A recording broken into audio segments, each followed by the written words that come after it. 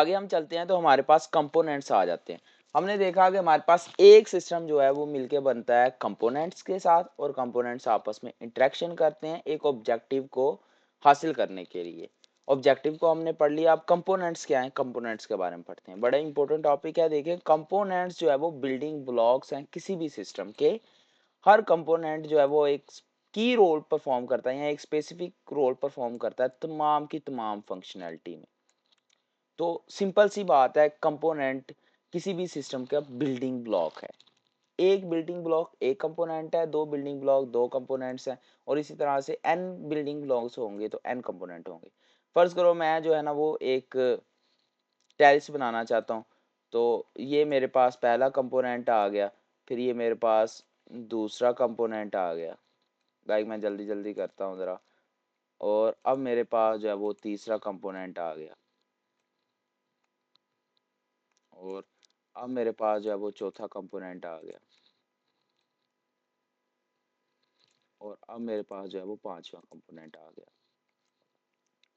तो ये इस तरह का बन गया, आपके सामने है कि हमारे पास ये एक पहला कंपोनेंट है, और ये दूसरा कंपोनेंट है, ये तीसरा कंपोनेंट है, ये चौथा है, ये पांचवा है। तो इस तरह से हमारे पास बिल्डिंग ब्लॉक्स हैं। बिल्डिंग ब्लॉक्स यानी ऐसे ब्लॉक्स जो बिल्ड कर रहे हैं किसी भी हमारे पास कंपोनेंट को, किसी भी सिस्टम को। तो हम हर कंपोनेंट का अपना एक डिफरेंट पोजीशन है, अपना एक डिफरेंट काम होता है, एक डिफरेंट स्पेसिफिक रोल होता है, और वो सारे के सारे मिल के हमारे पास एक ही तरह की फंक्शनैलिटी परफॉर्म कर रहे होते हैं।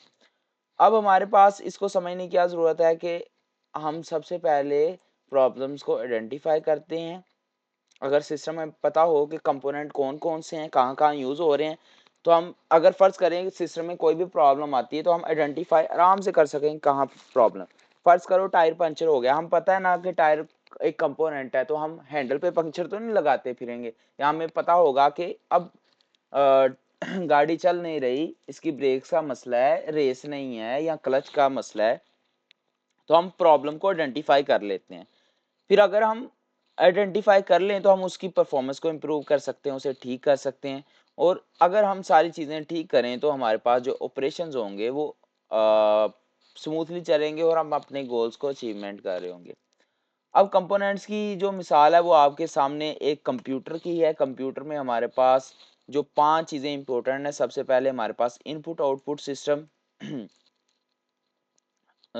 फिर हमारे पास सीपीयू, फिर हमारे पास जो है वो मेन मेमोरी, और फिर हमारे पास प्रोसेसर वगैरह। ठीक है, तो आप सीपीयू के अंदर ही प्रोसेसर वगैरह लगा लें। ओह सॉरी, हमारे पास कनेक्शन बस भी आ जाती है। ठीक है, या इंटरकनेक्शन बसेस भी आ जाती हैं। इंटरकनेक्शन बसेस क्या करती हैं, सारे कंपोनेंट्स को आपस में जोड़ती हैं।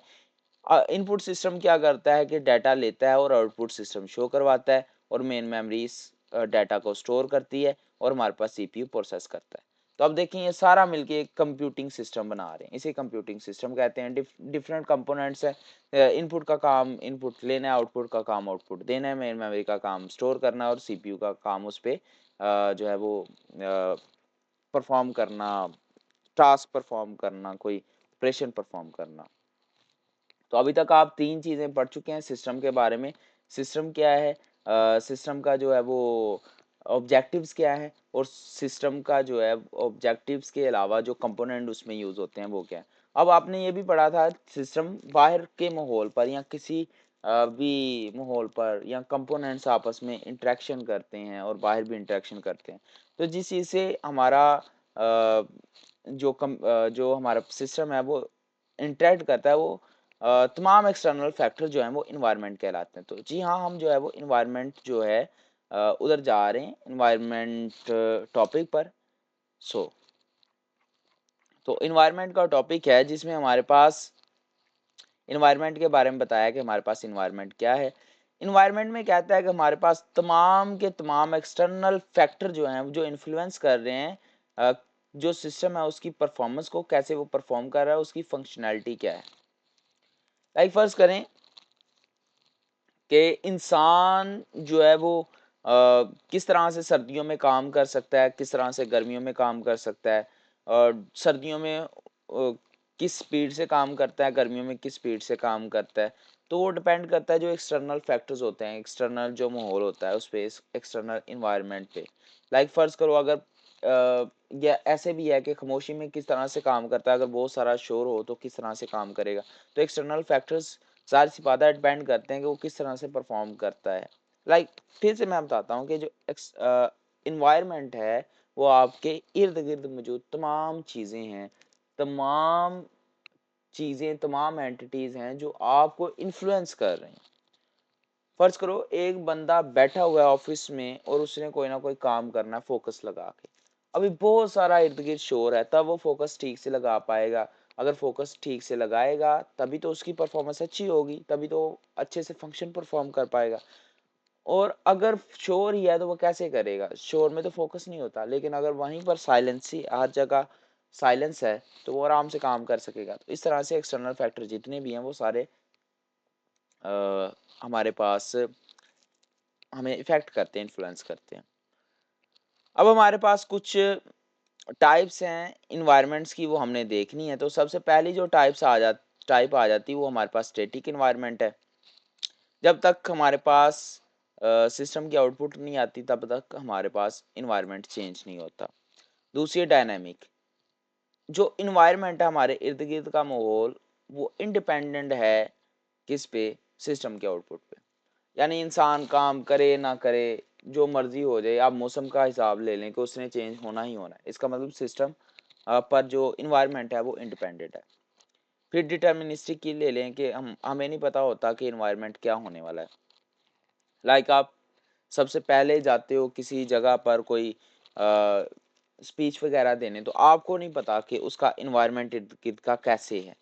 हो सकता है आप सॉरी ये नॉन डिटर्मिनिस्टिक पे चला गया। डिटर्मिनिस्टिक की बात करें, इसका मतलब है कि आप हर चीज़ से वाकिफ़ हैं, कब या प्रिडिक्टेड हैं कि माहौल कैसा है या कब चेंज होना है और कब चेंज नहीं होना।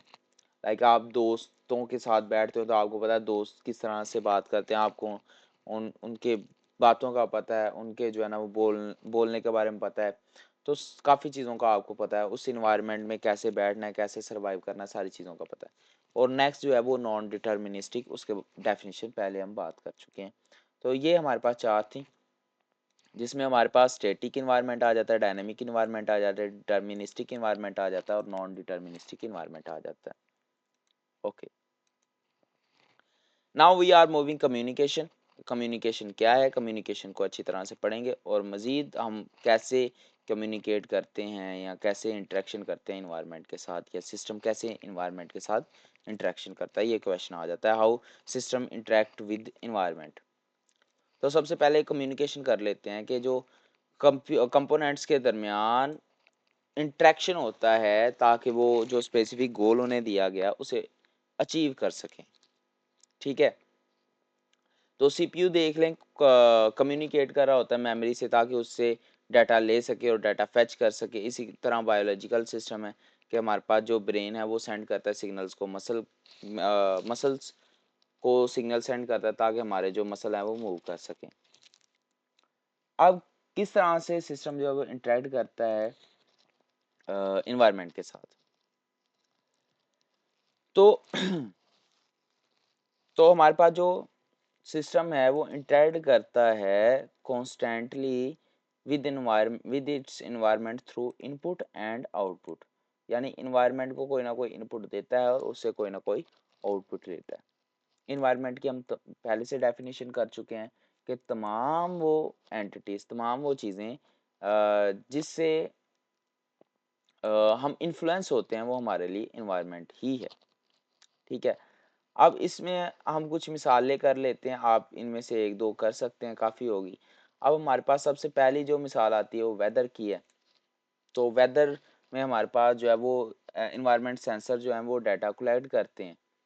ठीक है, और फिर वेदर का क्या स्टेटस है अब और फ्यूचर में क्या होने वाला वो बताते हैं। इसी तरह से कंप्यूटिंग सिस्टम है, कंप्यूटर सिस्टम ले लें तो पैराफरल डिवाइसेस होती हैं।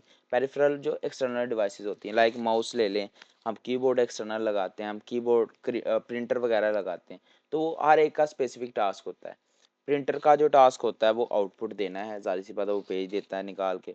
और माउस का जो काम है वो इनपुट देना है और आउटपुट नहीं लेते, इनपुट देना है। इसी तरह बायोलॉजिकल सिस्टम वगैरह, तो ये सारी हमारे पास सिस्टम थी। ये उसका कम्युनिकेशन सिस्टम कैसे करता है, कैसे वो इंटरेक्ट करता है, तो ये सारी चीज़ें थी। आई होप आपको ये लेक्चर की समझ आई होगी। मिलते हैं नेक्स्ट वीडियो में, तब तक के लिए अल्लाह हाफिज़।